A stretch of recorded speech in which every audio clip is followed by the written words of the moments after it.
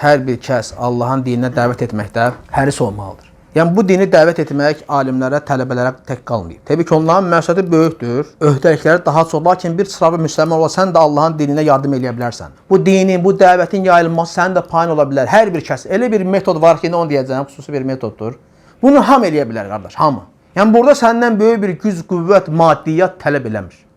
Telefon, dərsləri paylaşmaq. Bugün hamı YouTube'a girir çıxır, sosial şəbəkələrdən istifadə edirsən, Facebook'um var, Instagram'um var, bəzən TikTok'u da var. WhatsApp işlədirsən, qruplarda varsan, qruplar açıb işlədirsən, Telegram və s. sosial şəbəkələrdə qardaş dərsləri paylaşmaq lazımdır. Çətin bir işdir qardaş.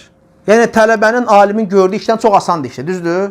Alim tələbədir, dərsə hazırlayır, çalışır. Yəni sənin işin çətindir bu anda, yoxsa onun işi. Təbii ki, alimin tələbənin işi sənin işindən daha çətindir dəvət məqamında. Bunu hər bir müsəlman başa düşməli, qardaşım. Mən də Allahın dininə dəvət etmək istəyirəm.